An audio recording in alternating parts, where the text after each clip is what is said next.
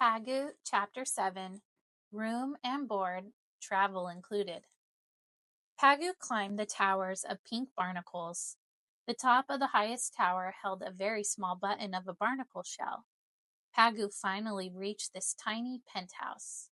He tapped it with his feelers, felt all around inside, and found it empty. He hopped right in. The hollow button would do for Pagoo. It wasn't exactly right, of course, because his rear had grown curved for coiling into snail shells. This empty barnacle house was spread out at the bottom. It left spaces where currents of cold water could flow in around his bare tail. Pagoo didn't complain. His first home, it was. Solid cement, too. No danger could come from behind. As for protection up front, he seemed to get advice from old instinct. Put 'em up, boy. Cover yourself. So Pagoo ducked behind his gloves, and sure enough, they made a door to his shelter. Now just let anything try to get in. In the shadows of his penthouse, exhausted Pagoo relaxed quietly, though both eyes always would be open. He was having a hermit crab sleep. While Pagoo snoozed, the purple starfish began eating his shellfish meal. How? He had no mouth like yours, no tongue nor teeth, but he did have a very remarkable stomach. And with this remarkable stomach, a starfish is quite direct about his eating. Just as your meat is sometimes made more tender by soaking it in tenderizing liquid, a starfish has his own special solution to tenderize muscle meat. While his muscle steaks become very tender, the star spreads out his stomach like a frilled napkin, draping it over the food in the double shell serving tray. He absorbs the dainties right through it. With no smacking of lips, no grinding of molars, no vulgar gulping. When he has finished, little is left but two clean pearly plates to show that a bright star has dined at this table. Pagoo sprang awake from his snooze to find his water world changing. Already new currents swirled into his tide pool. Where low tide water had been calm, growing warm in the sun, stale and bitter with salt, this liquid was different. Cold, clear, it was frothy new water direct from the open sea. Sloshing around Pagoo's new home, it had dashed him out of his trance. He promptly dropped his two-gloved door, leaned from his barnacle penthouse, and gazed about. Flood tide was nothing new to Pagoo, but for the first time, he had a grandstand seat from which to watch it come.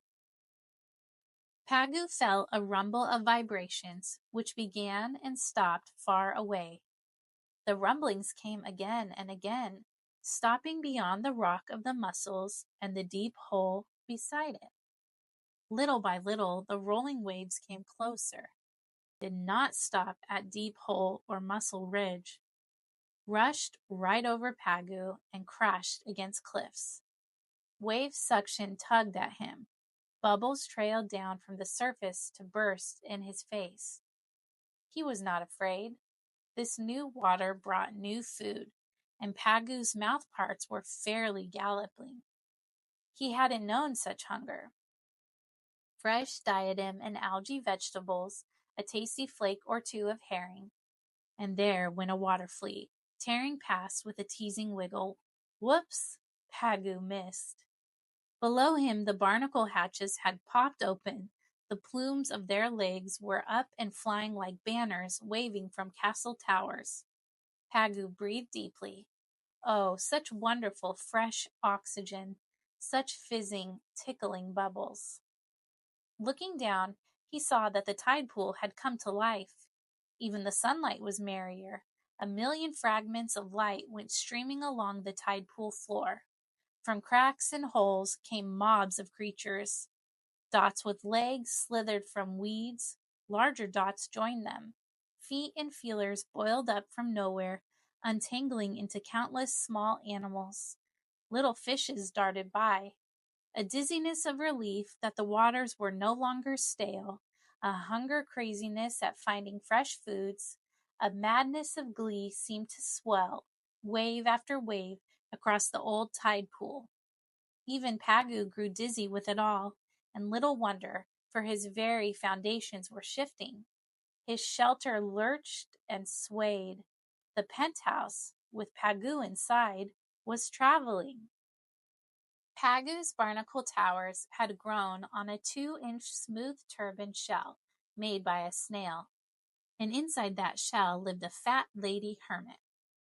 What with Pagoo lodged in her attic, she was his landlady, though she had been sleeping when she took the room and Pagoo hadn't known that she was living down below. She wobbled quite a bit when she walked, but, of course, she was carrying an apartment building. Now she squatted under her traveling towers. Pagoo's landlady knew a pert little fish from around the corner. He often brought goodies to her. He himself only picked at his food and seemed to be eating nothing at all, but that was because of his size. He was 3 inches long, but his mouth was too tiny for really good bites. Yet every so often he grew very hungry for a good meat dinner. He was clever at finding chunks of meat, but they usually were too large for him to swallow whole, so he would take the piece to the landlady of traveling towers. Now he arrived with some meat. It might have come from the Star's dinner, but from wherever it came, here it was. The little fish was gone in a flash, his food bundle left with the landlady. Oh, she knew what to do with it. It was her place to carve and serve. Well, at least she would carve. She whisked out her cutters and shredded that meat to a fare-thee-well. It wasn't her fault that her barnacle roomers caught scattered crumbs, or that delicate portions were delivered by elevator. The current was working just right. To Pagoo 3.5 flights up. The small fish swished back again, not at all bashful about getting his, and the right size too. Everyone was happily satisfied.